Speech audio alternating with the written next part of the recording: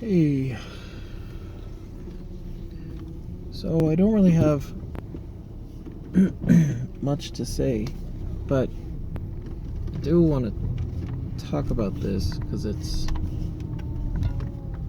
don't understand it. So today I didn't get much sleep. Kids were crazy at night, and I wound up just getting up at 3:30. Just working on some projects and stuff.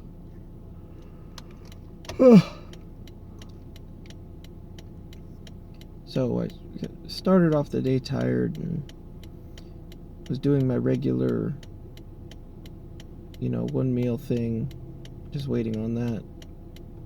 And I started had my coffee with butter, whatever. Everything was basically normal. All the activities that I performed were normal. So I'm not sure, can't really chalk it up to food or something.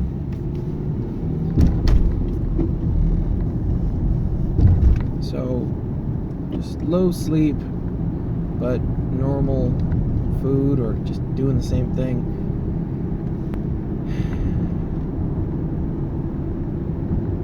See, this is what I'm talking about. I can't even think. I just feel like unfocused, almost confused, I guess. I don't know. It's probably a strong word for it. I just feel like dissociated, feel disconnected, and I can't focus. And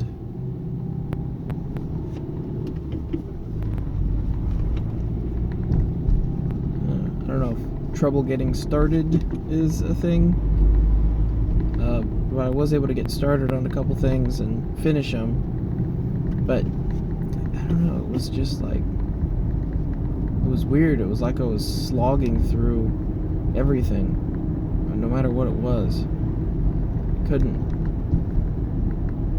like, even when I took a break, it was just a pain.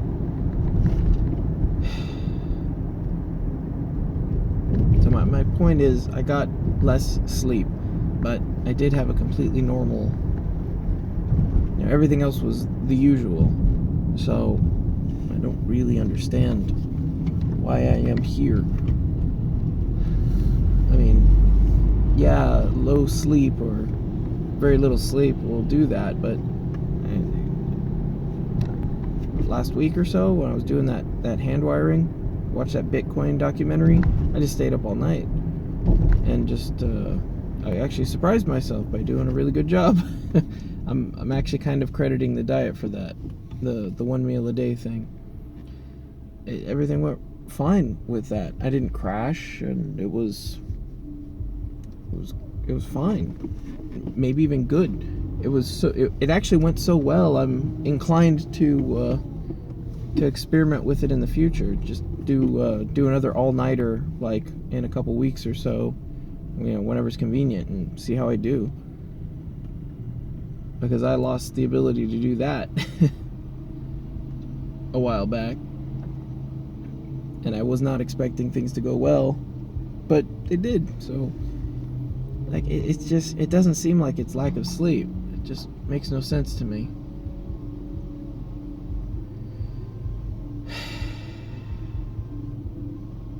And like the weird feeling is just, that's what's most confusing,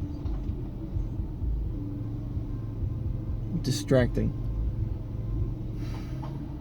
Can't, like, I mean, it's hard to call that lack of sleep.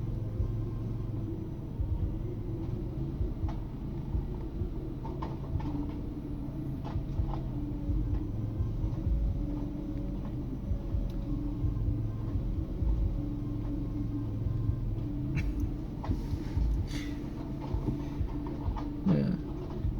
Normal people are like, oh gosh, I lack sleep. I'm tired now. I'm tired.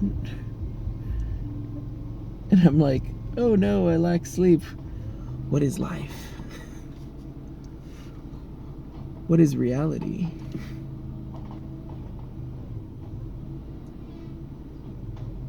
Just what are those times I wish I could just turn my brain off?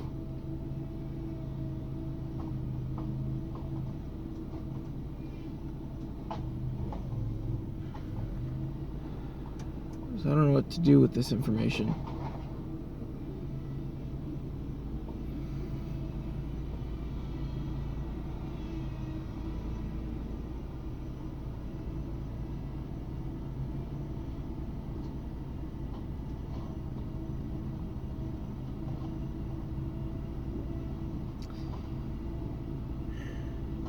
Except share it with you, I guess. I don't know, maybe I'm not doing justice to the feeling or the confusion or whatever it is. Just feel disconnected.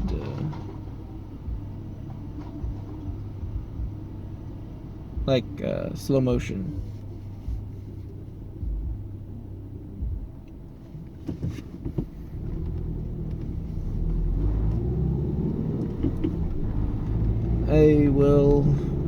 I wonder what's going to happen when I eat when I get home. If things will go better or worse. It's like in the morning it was fine. You know, I was tired, but this headache just persisted through the day, and things just seemed to deteriorate.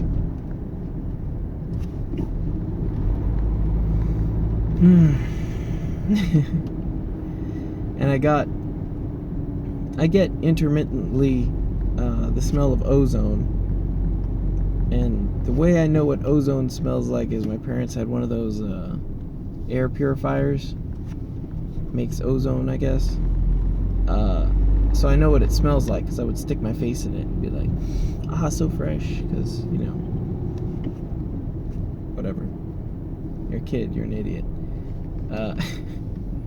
And that's what I smell. I smell ozone. And I'm like, man, it smells like it's going to rain or something. Except that isn't what happens. Like, it doesn't. It's not external, it's internal. It's like something my nose is producing, or like some kind of hallucinatory smell. Because I remember I used to have it for days. For days I would smell ozone, and I could smell little else. Which is also kind of weird because I have a bad sense of smell anyways. I've Googled around for it. I didn't really find much. I did a little bit more, put a little more effort into it and tried to be a little bit more creative with it. And of course the first thing that pops up is brain tumor.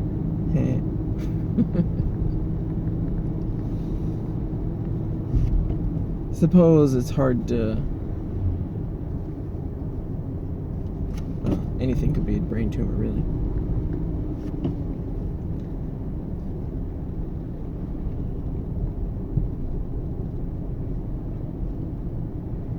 I don't know of anyone having intermittent brain tumors.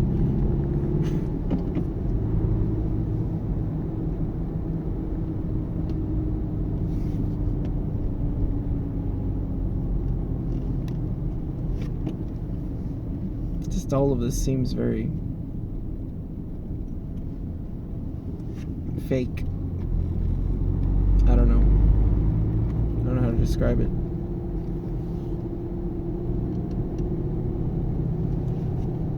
It's like I'm watching a movie.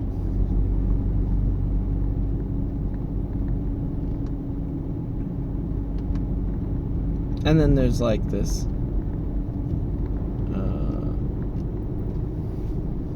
depressive element to it, like oh, what's the use kind of feeling, or I'm not sure exactly how to describe it. It's just like not even, like, so disconnected. Like, this doesn't even, it's like you're oh yeah, it's like when you're in a dream. You're in a dream and you're seeing yourself doing all this stuff, and you're like, oh, well, clearly this is the right course of action. and you're just like, spreading butter on the cat for some reason because you're in a dream. And part of you is like, what is going on? This is nothing. This is just wake up. What is this? This is crazy. Just wake up. That's what I got. That's what I feel right now.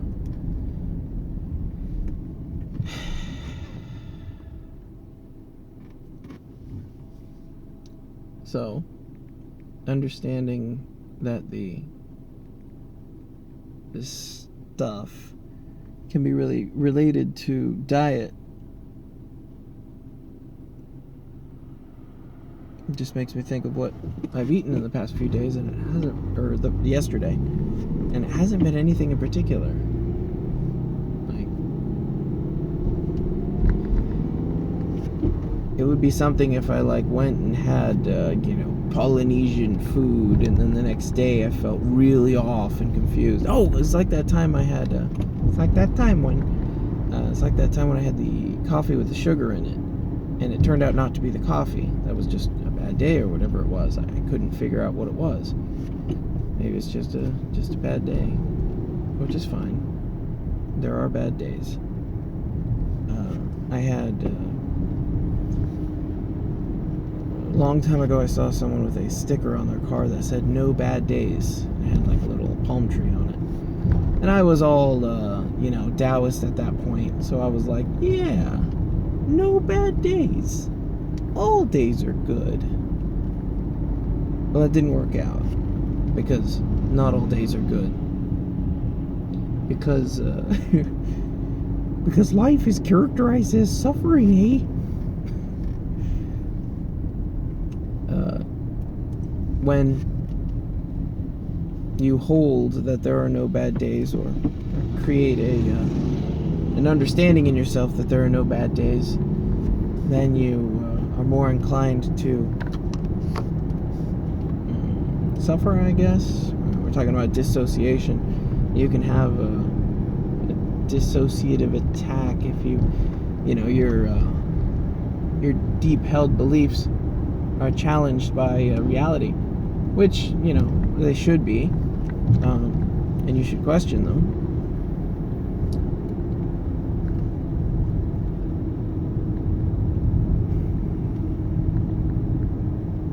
But so that was the kind of the end of the no bad days theory, I guess, was Jordan Peterson talking about how life is basically characterized as suffering, and we all just kind of make the best of it. And the question is, if your life is going to have these heavy dips, are you going to pad them out by having peaks? That's quite a paraphrase. That might even just be my take. Are you going to be pushing yourself toward? No, that does fit with what he was saying. Talk about purpose and meaning, and finding a higher purpose in your life, and pursuing the things that are interesting to you. That stuff. That's bigger picture stuff. And if you don't pursue those things, then all you've got is a middling life that just dips down and down and down. So without those high points, it just really makes your life suck.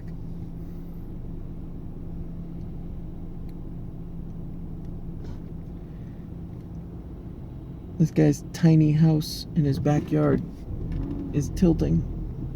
I think it's got a bad foundation.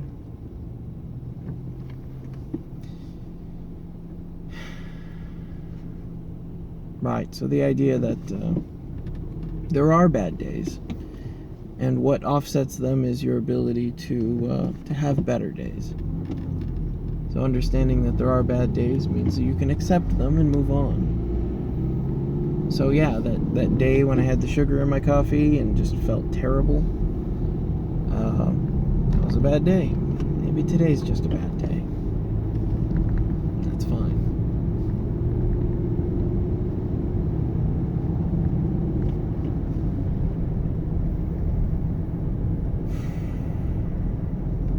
I really think this is just characteristic of an artist's brain. All that openness just lets everything in. I don't know. Intelligent people seem to have more mental problems than not, or average intelligent people. I know. I was thinking about people are talking about, oh well, everyone's creative and everyone's an artist, that kind of thing. It's really not the case, but we kind of wish it was the case. Like, think about the depiction of artists in pretty much all forms of media. It's just like tortured artists, people like possessed by these ideas that can't quite figure. Oh my god, that's exactly me. Wow. Yeah, it's like someone just fighting with a canvas. What is that show? Spaced.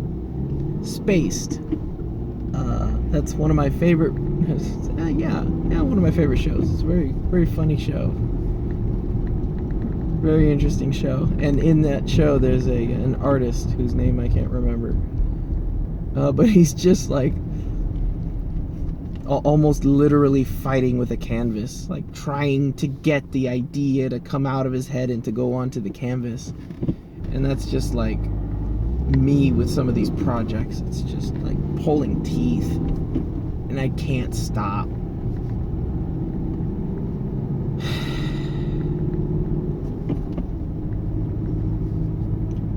Yeah, so, how often do you see artists depicted in as having, positive emotional states?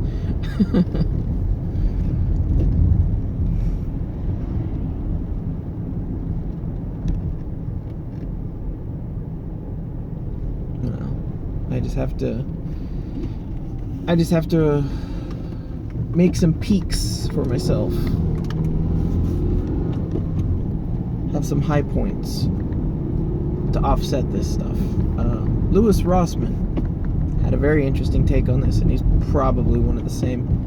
He kind of had some, I think he talked about a history of depression, but he did, yes, he did, and his family. He said that if you go out and you're having an alright day, and then a customer calls up and chews you out, and you have a dip, and then another bad thing happens and you have another dip. Well, you have two choices at that point. You can either take the dip and go, wallow in it, and just sit there and go, oh man, boy, this sure is a bad day. Can't believe it. Or you can even that out by, watching a funny movie or calling up an old friend and being like, hey, how's it going? We haven't talked in a while. His idea was basically intentionally creating an offset to what you are currently experiencing. And, that's outside any of the psychology or the psychiatric measures of all of it. It's just like, you have it, the power is yours. You take the power into your hands. And that was really cool. That was really empowering, and I didn't really think about it that way. It was always just like, oh, well, this is a thing that's happening to me right now, and maybe that's what I'm doing. No, it's physiological. Ooh, here comes some happiness. Hey, bud. All right, I'm gonna go make some peaks. You go do it too.